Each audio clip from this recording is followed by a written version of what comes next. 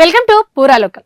సాధారణంగా చేనేత మగ్గంపై ఒక చీర నెయ్యాలంటే 3 నుంచి 4 రోజుల సమయం పడుతుంది. కానీ రాజన్న సిరిసిల్ల జిల్లాకు చెందిన నేత కార్మికుడు తన నైపుణ్యంతో అసాధ్యాన్ని సుసాధ్యం చేసి అరుదైన ఘనత సాధించారు. రాజన్న సిరిసిల్ల జిల్లాకు చెందిన హరిప్రసాద్ అనే చేనేత కార్మికుడు కేవలం 2 గంటల 50 నిమిషాల వ్యవధిలోనే సాంప్రదాయ మగ్గంపై చీరను నేసి అందరినీ ఆశ్చర్యపరిచారు. 5.5 మీటర్ల పొడవు, 45 అంగుళాల వెడల్పు ఉన్న ఈ చీరను నేయడమే కాకుండా దానిని కేవలం 2.5 సెంటీమీటర్లు ఉన్న అగ్గిపెట్టెలో ఇమిడేలా మడత పెట్టి తన ప్రత్యేక నైపుణ్యాన్ని చాటుకున్నారు.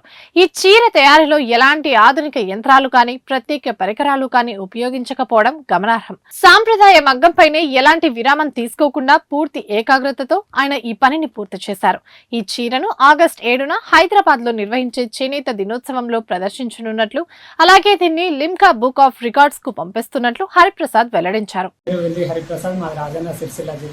నేను చేనేత కార్మికుని. జాతీయ చేనేత దినోత్సవం సందర్భంగా మా సిరిసిల్ల నేతన్న ఖ్యాతిని ప్రపంచానికి తెలియజేయాలన్న ఉద్దేశంతో మొదట్లో 210 నిమిషాల్లో అగ్గిపెట్టెలో ఉండే చీరను పూర్తిగా చేనేత మగ్గం పైన వేసి మర్చి పెడతా అన్న కాన్సెప్ట్తో ముందుకు రావడం జరిగింది. దీన్ని లిమ్కా బుక్ ఆఫ్ మరియు గిన్నీస్ బుక్ రికార్డుకు పంపించడానికి ఈరోజు ప్రత్యేకమైన కార్యక్రమం ఏర్పాటు చేసుకొని పట్టణ ప్రముఖులందరినీ కూడా పిలిచి ఉదయం 9:30కి ప్రారంభించడం జరిగింది.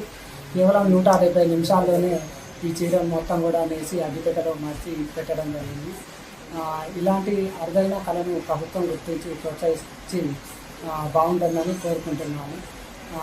170 నిమిషాల్లో అంటే ఒక నేత కార్మికుడు ఒక చీర నేయాలంటే ఒక రోజు సమయం పడుతుంది. పవన్ల మీద ఒక నిమిషానికి 60 పిక్కులు నడుస్తుంది. అట్లాంటి 65 పిక్ల వేగంతో నేయడం జరిగింది. చాలా సంతోషంగా ఉంది.